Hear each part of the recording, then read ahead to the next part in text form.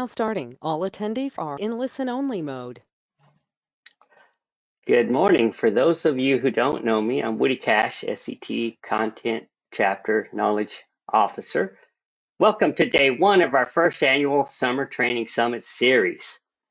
The event is hosted by our 4 California chapters and by the Central and South Florida chapters.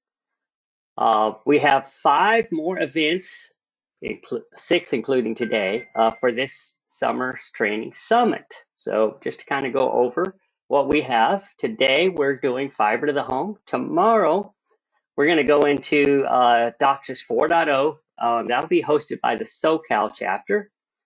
On 7/10, VCMTS hosted by the San Diego chapter.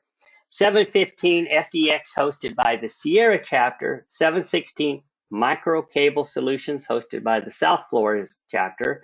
And 7/17 Fiber Splicing hosted by the Central Florida chapter. So this is our first time around doing this nationwide training summit. We hope everything goes well, and I think we have some very good content for our members to check out and to learn something so they can enhance their skills in their current position and possibly prepare for that next position. So today's presentation is Fiber to the Home, and our presenter is Nick Robinson, Field Applications Engineer for CommScope. Nick has many years of experience in field operation and sales engineering. I might add, Nick just has a vast knowledge about network, HFC, and fiber to the home. There's probably not too many questions you can ask him that he doesn't know. Very, very skilled and very knowledgeable in this field. So I'd like to take a minute just to talk about benefits of SCTE membership and tell you about some of our online resources. For our Golden Gate Chapters members, you can get paid to certify. If you're not a Golden Gate Chapter member, check with your respective chapter for similar programs. And I have seen on their websites, they do have them out there. Some do. So the SCTE also has a vast catalog of courses. I went through the courses this week and I go, wow, there's just a lot out there. So if you have area where you want to become an expert in, or you want to prepare for that next part of your career, there's training courses out there for many. Some of those training courses might be paid by your employer. So check that out on your local intranet or internal intranet. And maybe you can find some of those courses for free. They're very good courses. I've taken a few, and they're just awesome.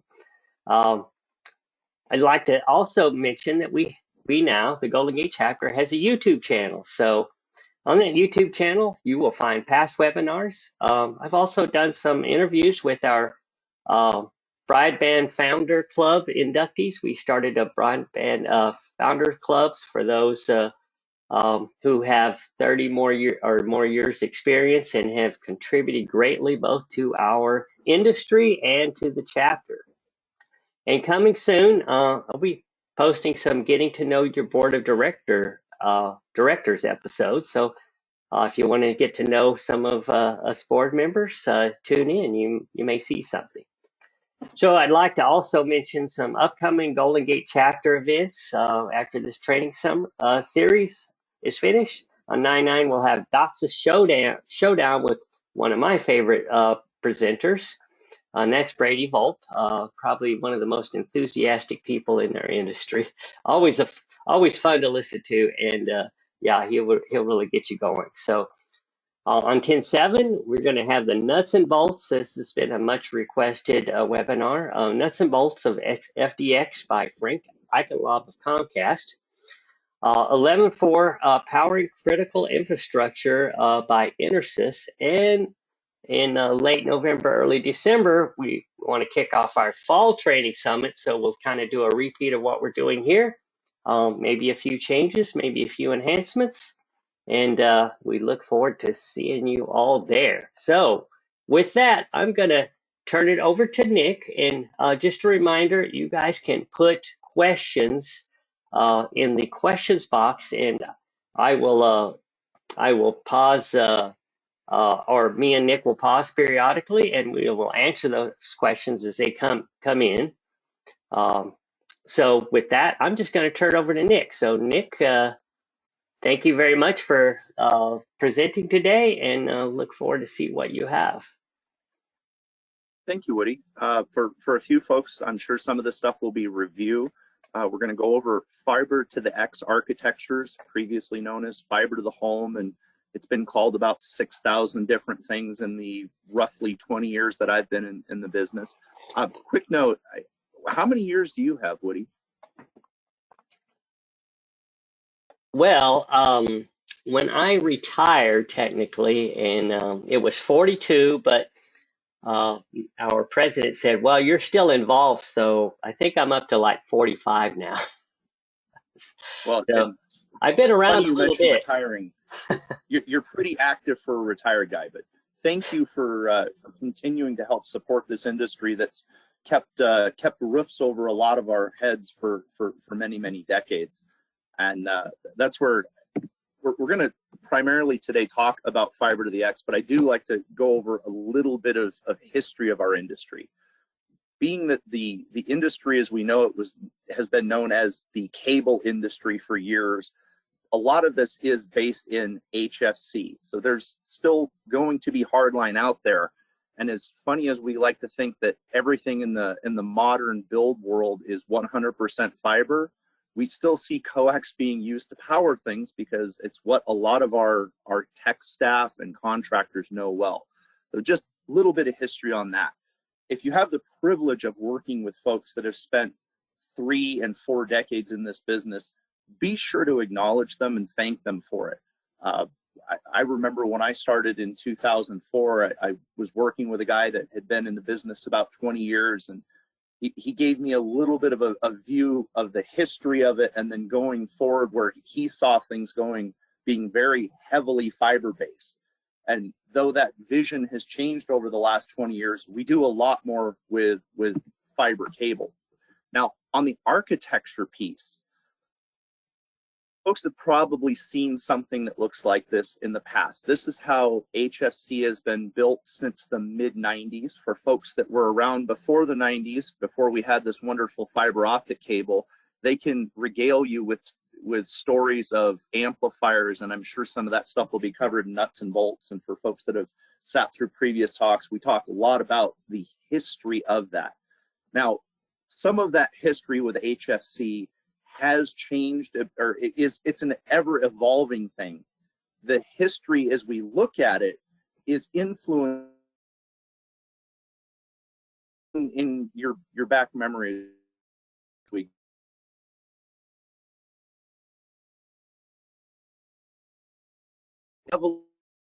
Fairly early on in my tech career, we heard about this magical new thing called RFOG, which is RF over glass. For folks that have been in the service side of the business over the last 6 or 7 years, they probably don't have a whole lot of nice things to say about this, specifically folks, and being that we're hosting for Golden Gate, the folks in that area had some really bad experiences with RFOG. And again, it's a good historical piece to remember that even though the parts and pieces are there, the technology driving them has changed quite a bit.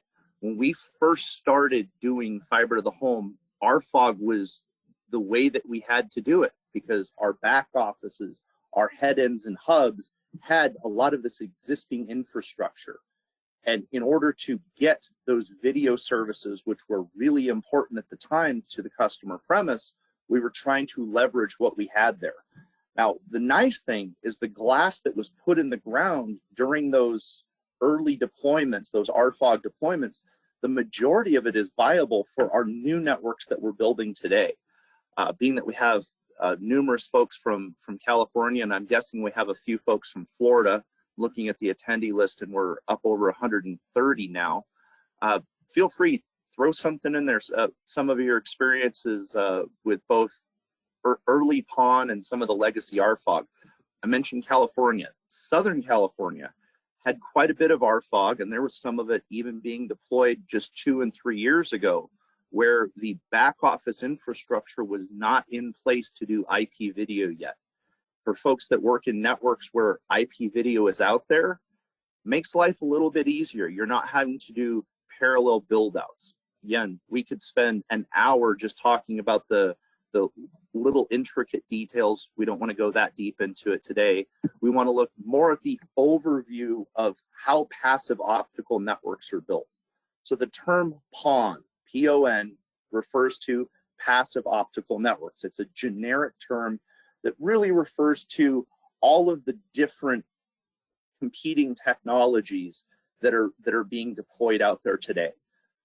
If you've been in the industry and in other segments, you may have heard there's BPON and then GPON, and now we have some new deployments, XGS-PON, as we're getting into these 10 gig type of network build outs. But it all comes back to the core of how it's built. You've got some type of box. Pretty good example here. These were the early OLTs. A lot of these were based in we call them head ends or hubs. If you come from the telephony side of the world, you'll hear the term central office. The term central office or CO may actually be sprinkled a few times through this presentation, but it's basically the telco side of the world's version of a head end or hub. That was where OLT sat for a long time, and that creates some limitations on how far you can get out in the network. If you look at the networks we're deploying today, you'll hear the term ROLT or remote OLT. For the maintenance type teams, that's going to look exactly like a node. It's big aluminum housing, whether it's silver or white or whatever color the manufacturer makes it. It's basically a node. It's got some different electronics to feed generated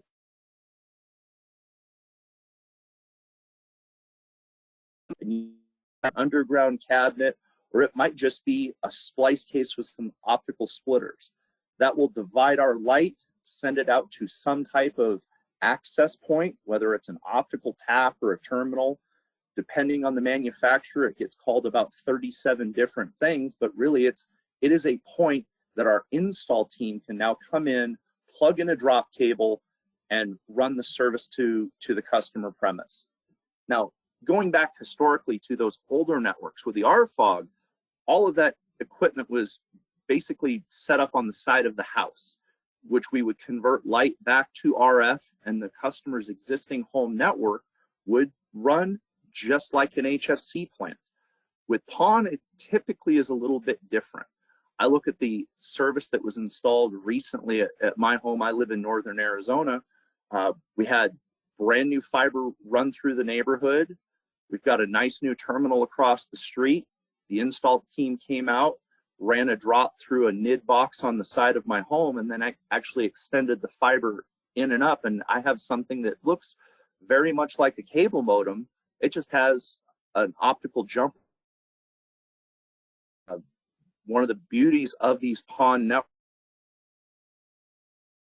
robust, they tend to tolerate a lot of potential interference, things that would interfere with our older legacy coax networks. Now, you guys are going to hear over the next couple days from the presenters coming in the advancements, and please don't take anything I'm saying as a shot against HFC. HFC networks have built our industry, but what we've learned there is helping shape our fiber networks going forward. Speaking of next gen, now the current generation of equipment going into the majority of North American networks look a little bit more like this. We've got some type of advanced EPON. The light frequencies change a little bit. For folks that have had time to study through this, you'll learn about multi-wavelength. I'm not going to dive into that today, but for your PON networks, you have one downstream wavelength, one upstream wavelength. That is what builds your optical circuit for your customer. Oh, sorry about that. For your customer network. Now, some of the things that we've been able to do, we've been able to add IP video services. I mentioned that earlier. That's one of the advancements of these advanced PON networks. We see things like voice services being migrated over to it. So we're able to do a lot of things on a modern PON network that were not available previously.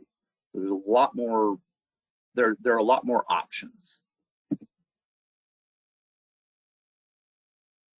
Now, our typical fiber to the premise application, and this is a large overview. There's some folks that think that fiber to the home, fiber to the premise only works in X neighborhoods. I can speak from experience, whether you're in Michigan, Florida, Seattle, San Diego, upstate New York, whether it's rural or high density, you can build fiber to the home anywhere. The parts and pieces change, but the idea really stays the same. You're taking some type of data circuit, whether it's a hub-based OLT or a remote OLT, or taking it out, extending it through, whether it's an existing neighborhood. There are some operators that are building fiber into 30 and 40-year-old neighborhoods. I live in a 40-year-old neighborhood, and we've got brand new fiber, which is nice. Or if you're building a brand new neighborhood. One of the trends that we see in the industry is a lot of new neighborhoods over the last 7 to 10 years have been looked at of, should we build this with coax or should we build this with fiber? If you've got a greenfield environment, fiber makes a lot of sense.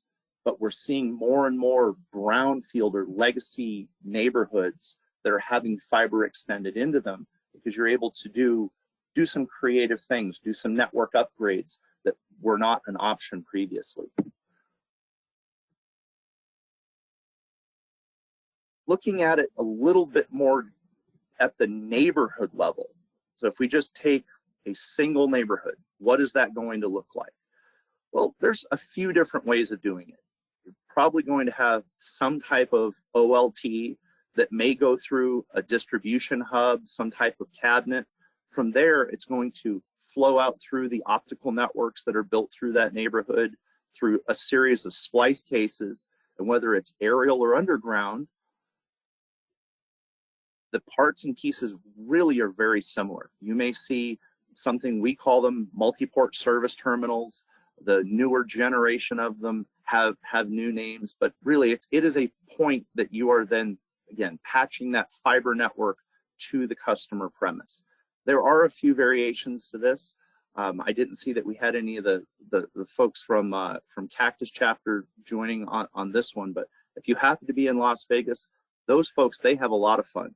They don't have above ground pedestals. Everything is in vaults in the sidewalk. I can tell you from technical experience, that is one of the most challenging ways to build the network. And it makes the construction team do a lot of extra work getting prepared and making sure that everything is set up on day one. I mention that because the environment that you're going into can influence how a network is designed. Whether you're going into an area that is ultra rural with 2 or 3 or 6 homes per mile, like if you're out building in Kansas or Nebraska, or even some of the rural parts of Arizona or even California. There are times that in ultra low density, you'll do things a little bit differently than if you were building a brand new neighborhood on a golf course community in Central Florida. So there are things that are taken into those considerations. Now, traditionally, we have built things with centralized type splits. A lot of this network theory comes from some of the early deployments in North America, things like Verizon Fios, and they very much mimicked how traditional copper networks were built. So you may have a 1x16 splitter, a 1x32 splitter. That would be either inside that CO or it would be in a cabinet within a few miles of it. And then from there, it was a single strand of glass all the way to the customer premise. For folks that have been through network design classes, they'll look at that and go, wow, that's a lot of glass. That's a lot of extra work for our contractors to install. That's a lot of extra cable going into our conduits. So one of the technologies that we see deployed a lot more today, and I've seen a tremendous amount of this specifically with the Comcast folks over the last couple of years and all over the western part of the US, is what we call a distributed option. Here you'll see it called cascaded, and there's actually a separation where you'll see not just distributed splits, or not just cascaded splits, but distributed cascades. So you'll have a series of 2 and even 3 splitters built out there.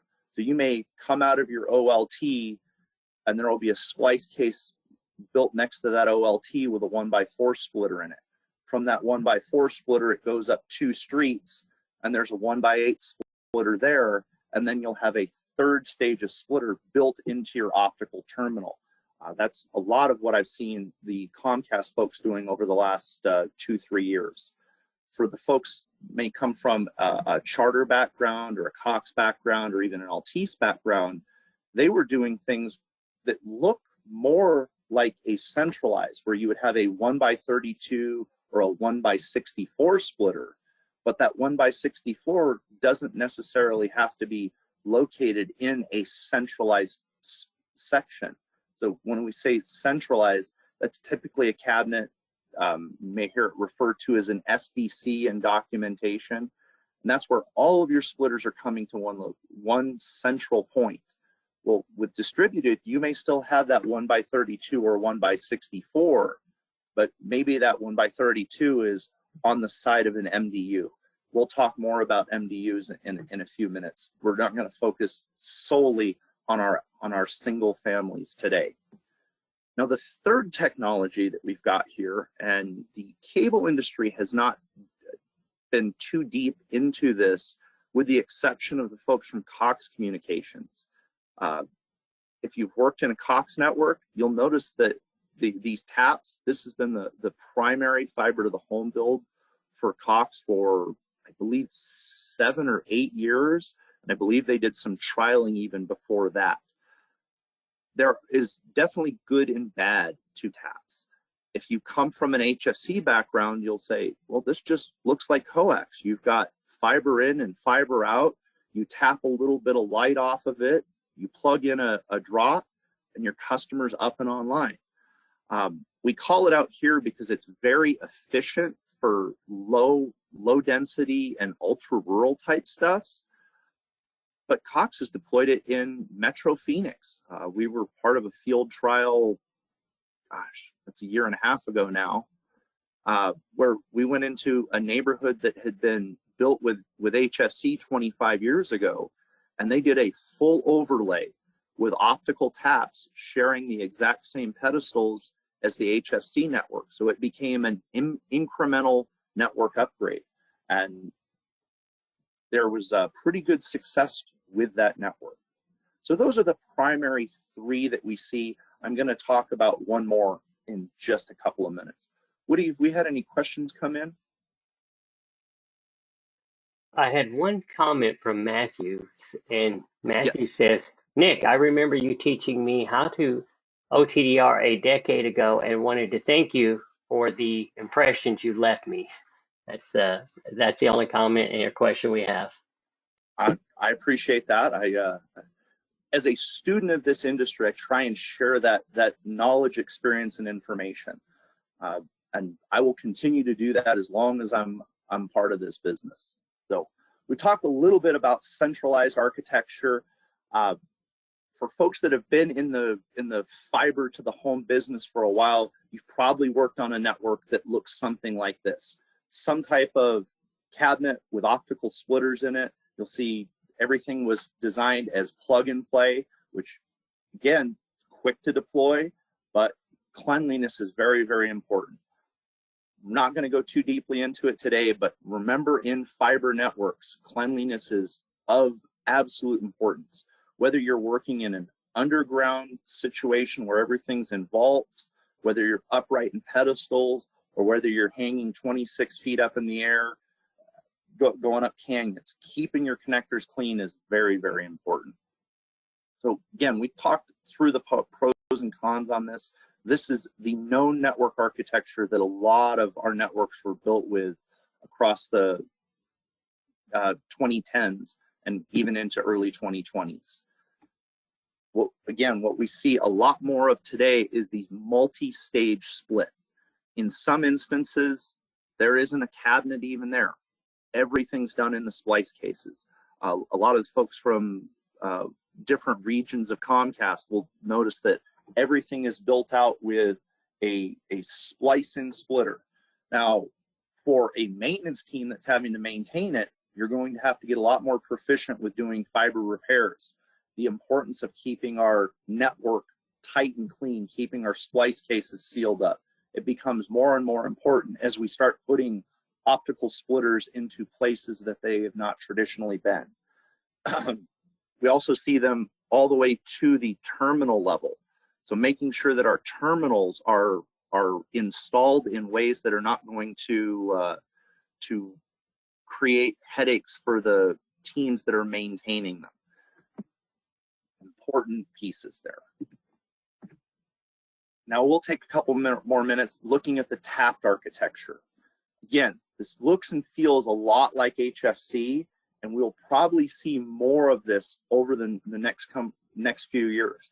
Now, for folks that have been either part of other segments of the communication space in North America, called out a few companies here that were pioneers in it. You'll notice that a lot of these were power co-ops, places in more rural areas, folks that were really challenging how network architecture was built over time have looked at TAP and said, okay, this works for us. That's not to say that your big tier one providers might not do it in the next 2, 3, 5 years. It just has not traditionally fit their network deployment models.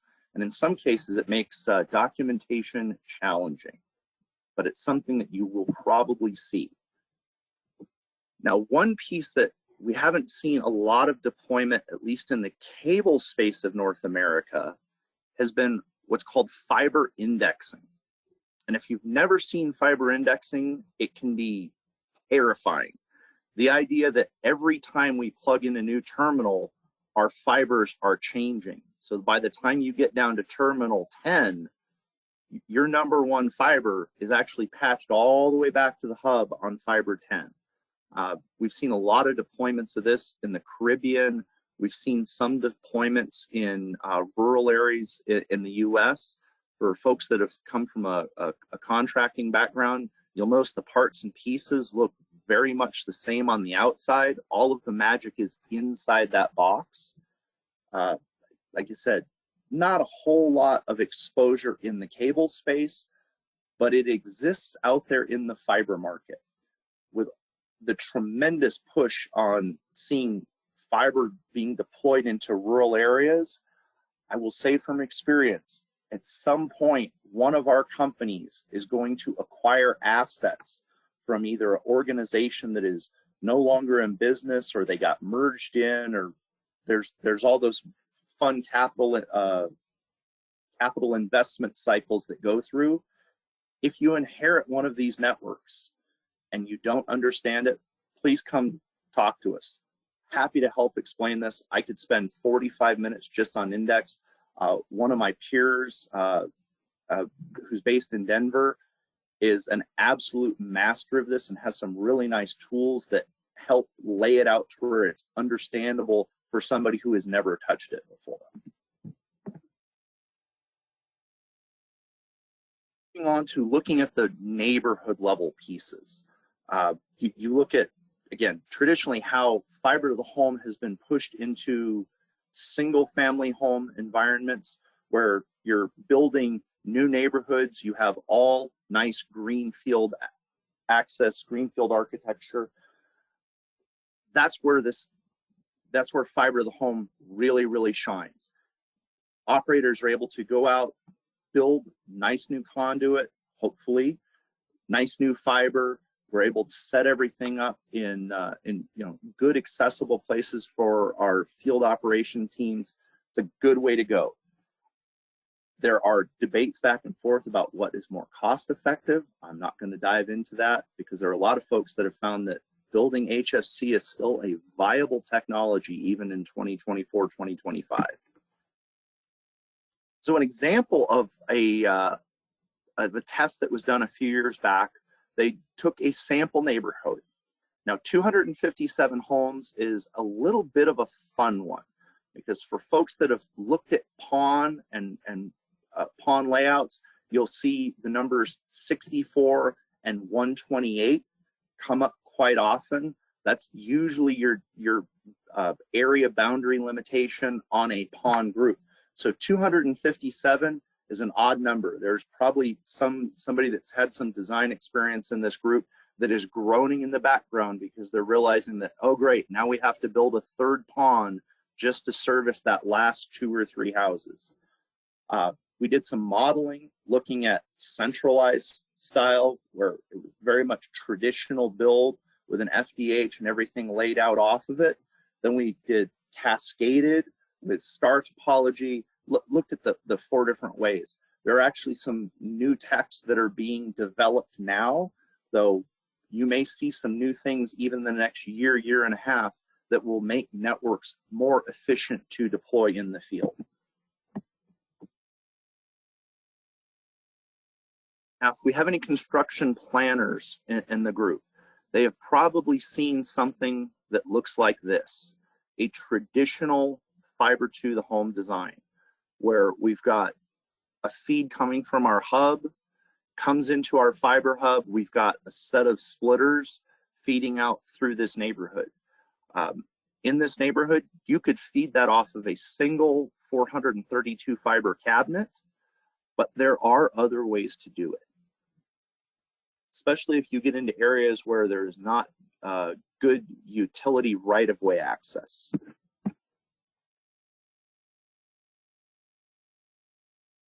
One of the more advanced lean architectures we see is building fiber where you're actually mid-sheathing the fiber at each network access point location. And that's where the term NAP, network access point, terminal, there are a lot of different industry terms that get thrown here. They all basically mean a tap location. So if you were to look at this from an HFC side of it, those are just your header vault locations where your RF taps would be. We're doing something very similar with a network access point.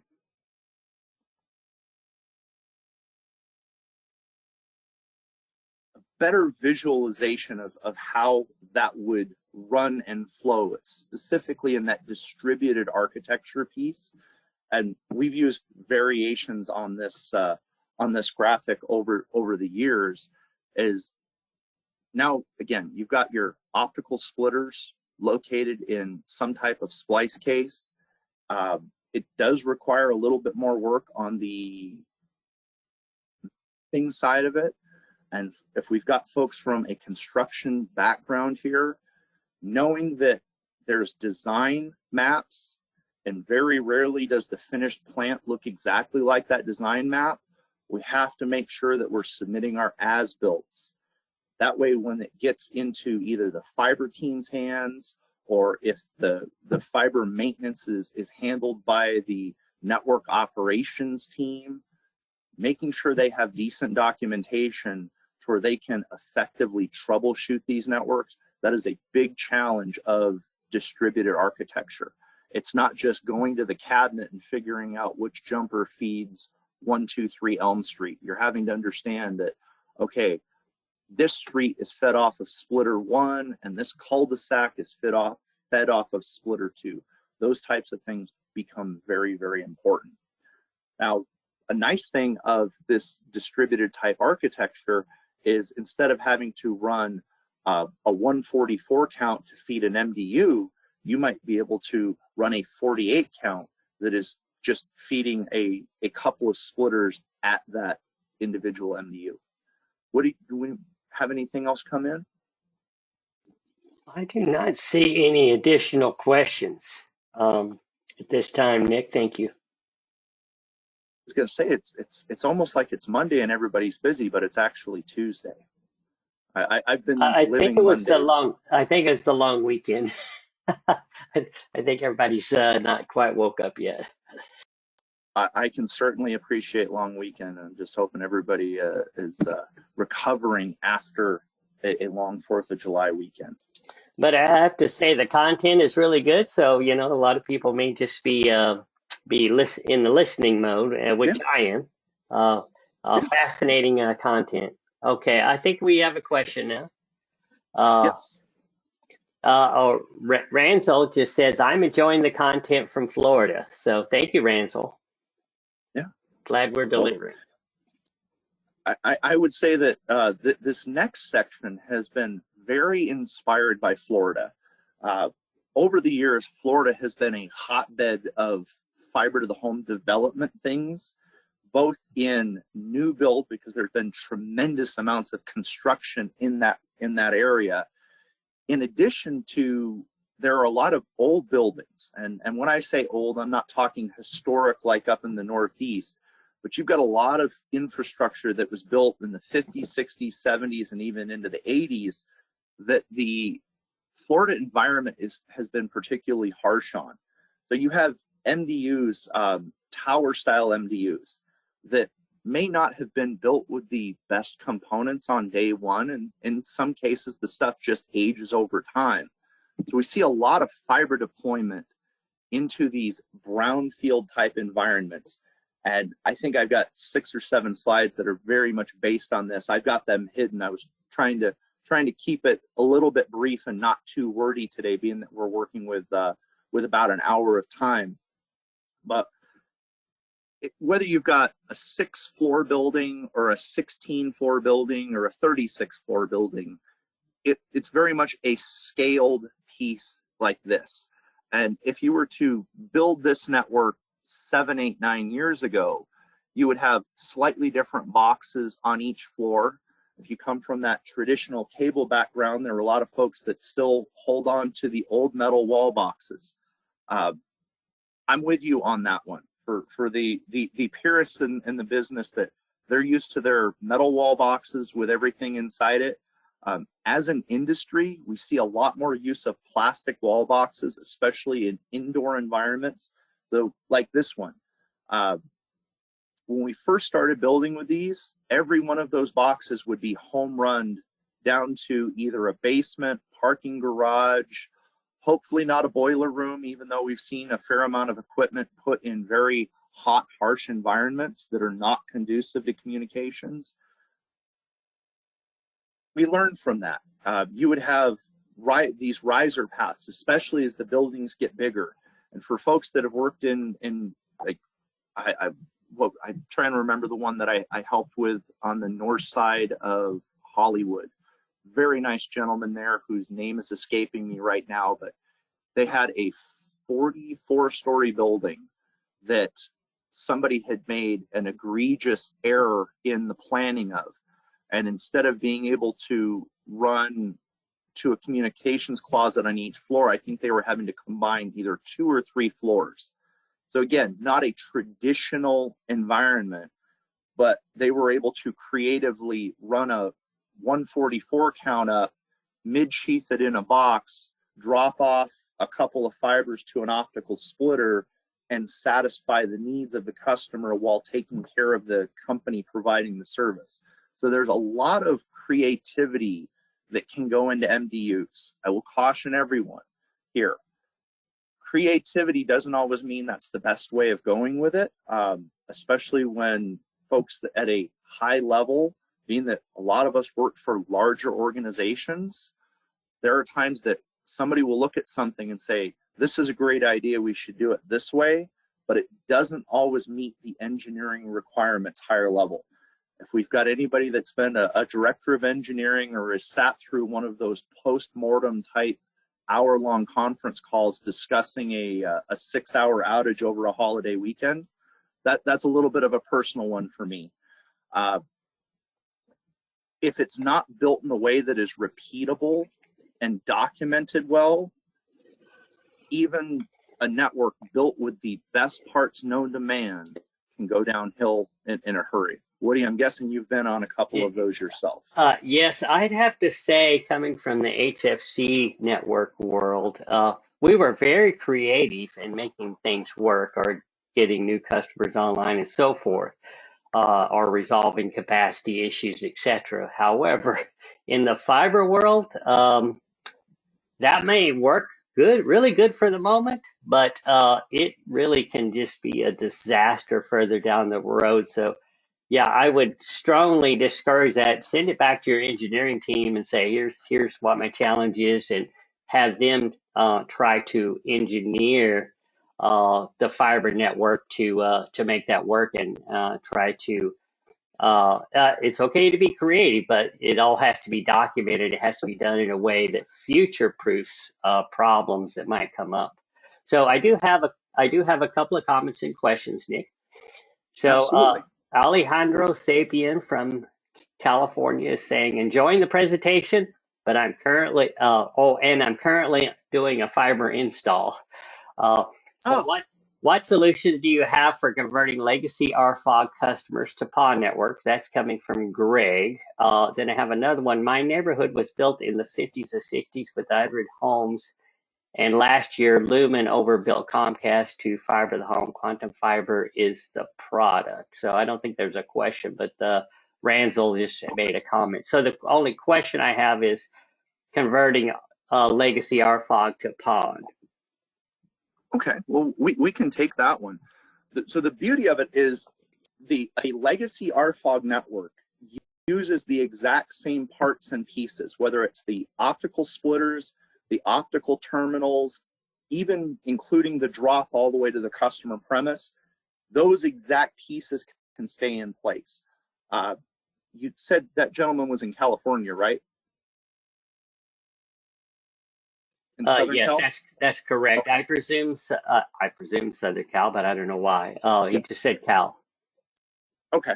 Well, if it is Southern Cal, that would probably be either a Charter or a Cox system. Both of them did have deployments of RFOG.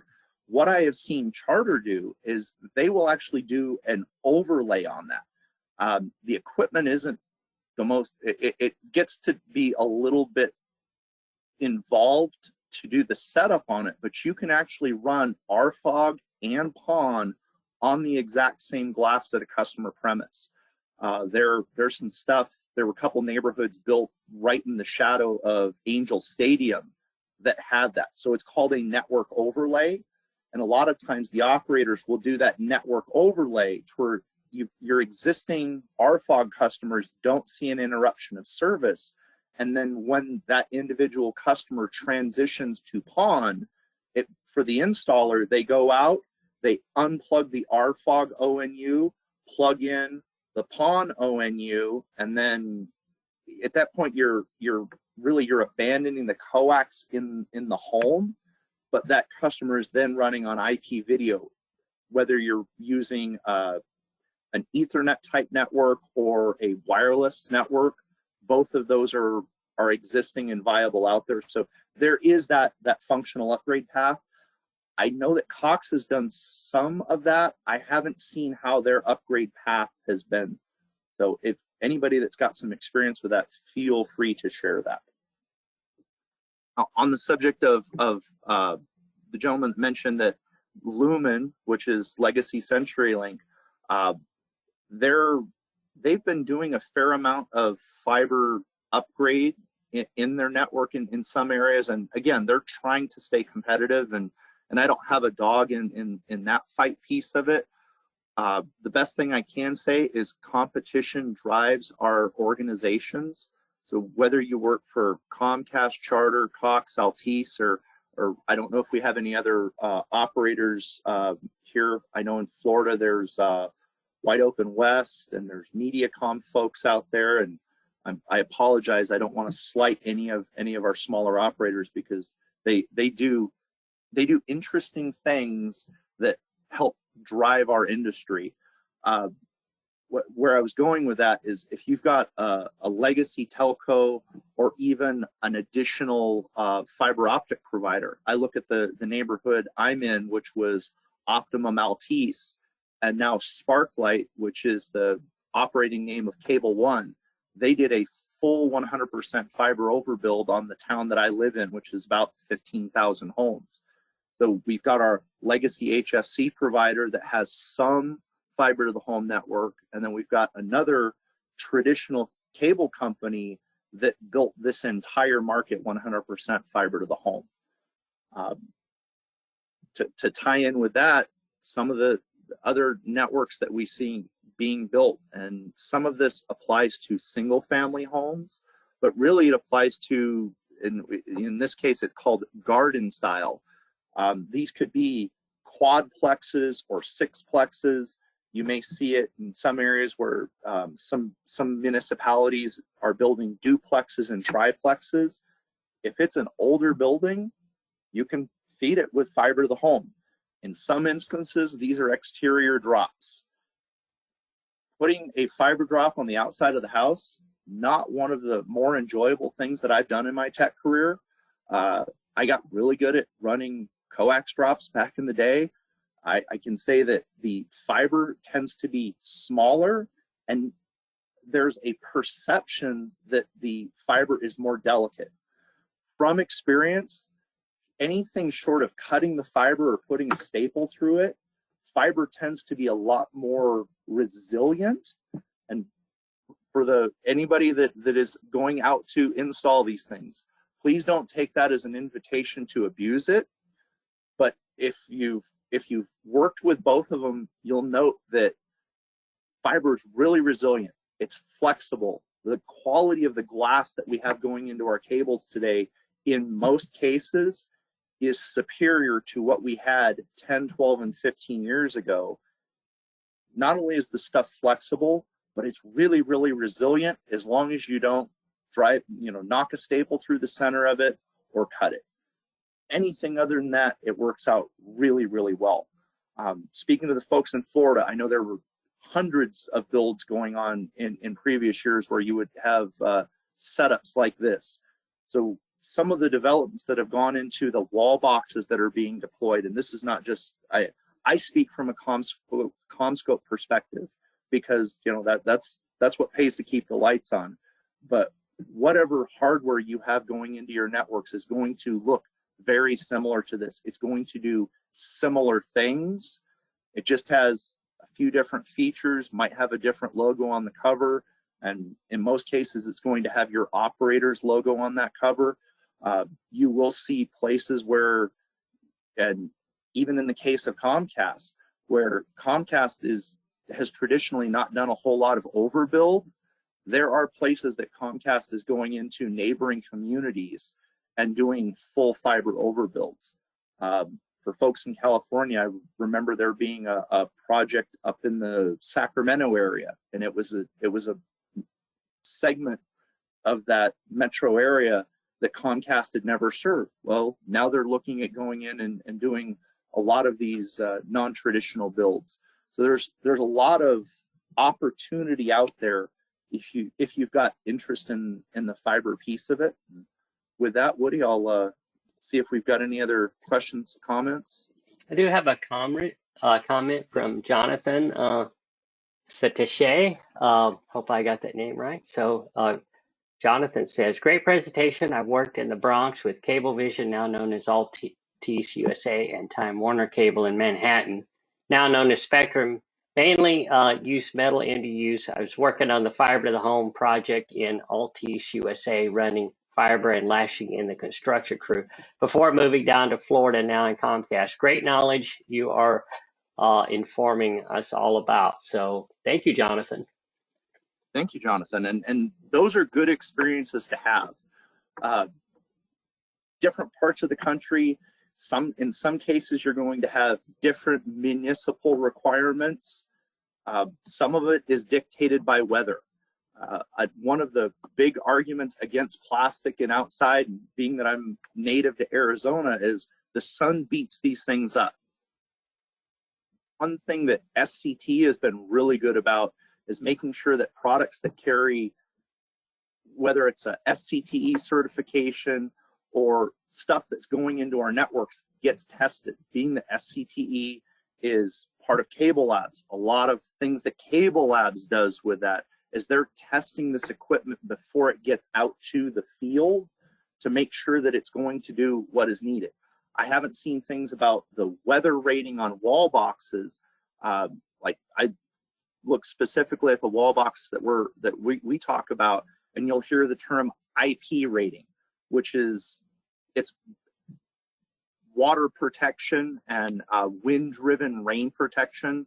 So for stuff that's going to be underground, you'll see the IP67 or IP68.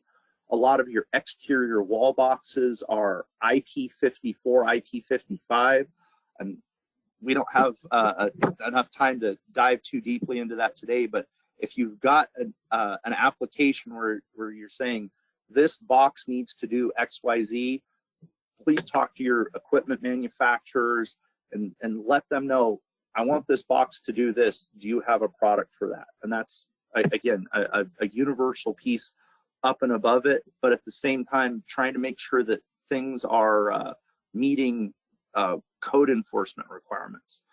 One piece that we didn't cover on the MDU side, and this is something that comes up being that I take a lot of engineering level questions, is you'll hear the term riser rated versus plenum rated. I don't have it baked into this presentation, but a lot of those come down to fire code and where the cables are being pulled. So if you're going into an existing building, that plenum rating comes from, is that cable going to be in a common air space? That's where the air plenum piece comes. The majority, if not all of the cables that are actually going to be used inside a building should have that riser rating. There are different ways it's displayed. The big reason I bring that up is there are cables that are outside plant rated that you really shouldn't try and pull into a building. Stuff that has traditional the heavy waterproof jacketing that we use in our outside plant is not built for indoor use. If you get into specialty applications, you'll see cables that say indoor outdoor rated. So it is a cable that will handle UV protection, or it's UV protected and will handle the abuse in outside plant, but it is also designed for interior use, so it is not a hazard to the occupants of a place. So again, little subnotes to keep an eye on, specifically in the MDU space. If you're a designer or a planner and you're working in a particular type building that has specific applications or has special needs, please come and talk to us as manufacturers. We're happy to help, and we can adjust from there. I wanted to leave a few extra minutes at the very end and say thank you for the 130 some folks that have attended today. I appreciate the opportunity to come and do this. It very much means a lot to me personally to be able to share information with so many folks. Woody? Thank you for that, Nick. We really appreciate you doing this very informative and important presentation. And I would just like to remind everybody, tomorrow we have our BCMTS training. And again, please look over the other sessions and see if any of those might be applicable to what you're working on. For those into the network fiber field, we do have fiber splicing on 7/17, so that would be interesting to tack on to your knowledge that you acquired today. Let me see, it looks like a question came in. It just says a lot of thank you. So thank you everybody for joining. We really appreciate you. Keep your ear out for new presentations coming. We hope to have a lot of great training for you, for all our members going forward. Again, thank you, Nick, and hope everybody has a wonderful day. Absolutely, it's always a good time talking to groups of folks, and the diversity of experience, whether it's New York, Florida, and just in California. You can you can drive from your old office in San Jose to Fresno and see 6 different environments. So it's always fun. That is true. And if you're like me, you're always looking out at the network when you're moving down the road to see what's hanging on the strand. And yeah, it makes driving around more interesting. That's a fun one. I know that you recently spent some time in Europe, right? Oh yes. And did you get to see the networks over there? Because they're built very differently than we do in North America. Actually, no, because almost everything that I crossed was underground. I almost never saw anything dangling from a strand. So the only thing I could see is surface mount vaults, which was kind of disappointing. But I did talk to a few people in the industry, and we had some interesting conversations. But you know, Yes. I was touring, so we didn't spend too long going too deep into it. But it was a lot of fun talking to them and talking about their experience in the broadband field. Now, one of the sessions you mentioned is specific to microcable or to microduct? Microcable. Microcable. And you know, I have little knowledge about that, so that's going to be interesting for me to attend because I don't know anything about that. Well, the cable industry has not done a tremendous amount with microcable over the years. We started using microduct in new build MDUs, but it is a growing segment in North America. So I'm actually going to try and catch that one. I was actually on a field trial last week where we were working on jetting some cable through some microduct, and it's interesting how temperature is. I don't want to say it's temperature sensitive, but you have to be very aware of your temperatures when you're working with that stuff, because most of the microcables, we don't pull them in the traditional construction way. They blow them in, and if you're trying to blow with hot air, instead of going 3, 4, 5,000 feet, you only get to go 2,000 or 3,000 feet, or in some instances a little bit less. So is that because it swells up? No, hot air makes things a little bit sticky, so you end up with more friction, and the polymers themselves react to it. So yeah, hot air becomes your enemy, and whether you're in Florida or Arizona, actually humidity is also your enemy. So the air-blown fiber is something that I am becoming more of a student of, because we're seeing it done more and more. And in some instances, you know, the folks that are doing overbuild type networks, if you're having to lease access an existing pipe, well, if you need to put a 144 in and you only have a small space, that those microfibers become very attractive to those type of builds. So again, so I guess the microfiber is just like it sounds. It's just like a high count fiber in a small form factor. Yes, yeah. So it is a small form factor type cable. So you have thinner jacketing, and in many instances, the tubes inside it are smaller. I take a traditional 48 count cable that we've used for years and years. Everything's in 2.5 millimeter dry tubes, and those are SZ stranded around that central core. Well, most of those cables are rated for 600 pounds of pull tension.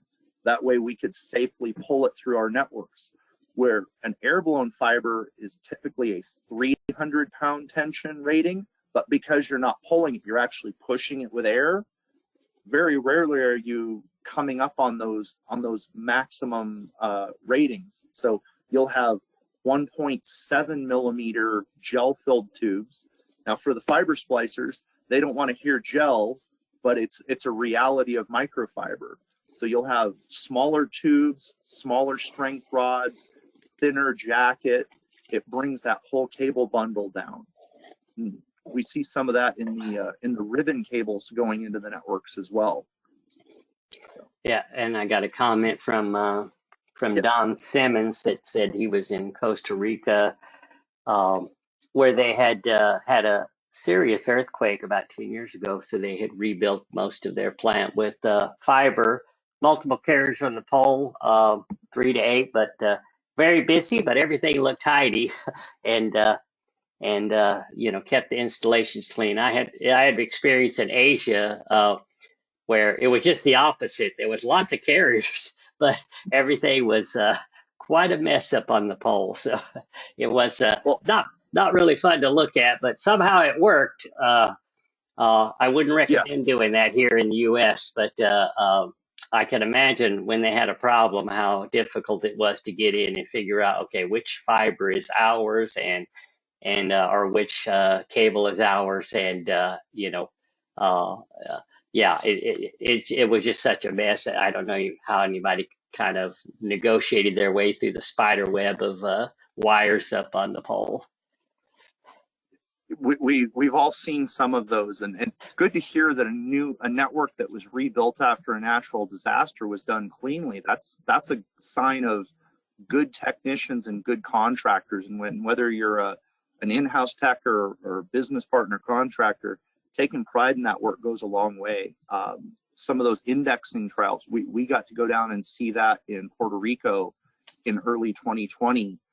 And we were looking, we drove through neighborhoods that had been absolutely devastated. And as they rebuilt, they were able to go in and quickly deploy those fiber networks. And in many cases, it was, people that lived in the neighborhoods were, I don't want to say conscripted, they were hired because there just wasn't the labor force to build it. And they took a lot of pride in rebuilding their own neighborhoods. So it's beautiful to see nice work like that. Yeah. I'm like you, Nick. I really love it when I go through and see a nice, neat, tidy network, Yeah. and really appalled when I see a big mess. It's like, oh boy. uh, Yeah. so Well, I think excellent. we're up on the hour, and Yes. just I do have a question here, but I'm not sure what it's asking. Emil asked, is there any fiber to room currently use cases? So I know, no. I'm sorry, Emil, I'm not understanding your question. I think he's talking like fiber all the way to an individual unit. Uh-huh. We have seen stuff done like that in college dorms. Uh-huh. It all depends on who's operating the network. So you can extend fiber all the way into an individual unit, Uh-huh. but at some point that's built off of some type of shared access. So for a new building, it's nice to see fiber basically pre-wired into the building and home run to individual units. So if it's something like a dorm where you've got one or two people there with their own dedicated, a lot of those are still done with traditional Ethernet for cost savings, but you can extend fiber all the way into them. And it's really whoever is going to be operating that network, whether it's a campus operator or whether they're using a system operator type of thing. Yeah, and I do have a question about questions available for the future.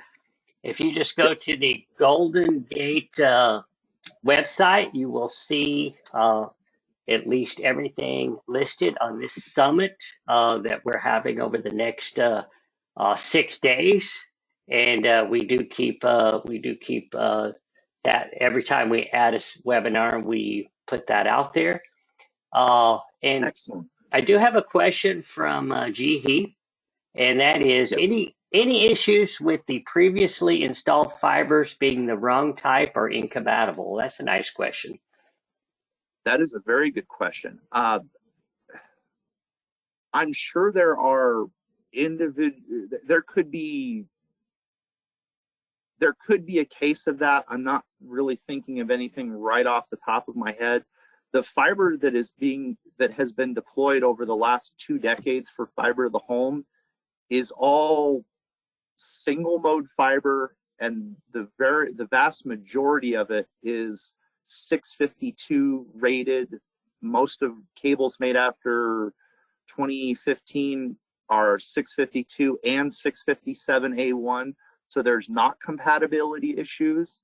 The only real place that I can think of where you might run into a problem is if you got into a legacy long-haul network.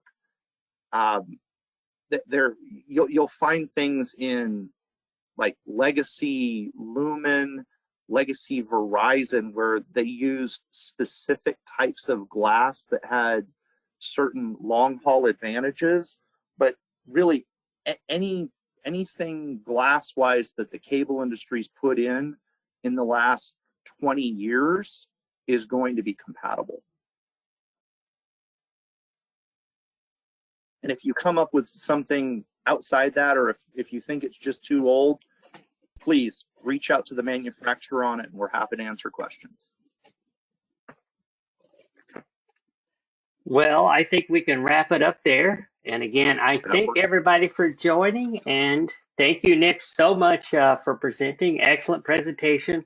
And thanks to the audience for being engaged. This was one of our more engaged sessions.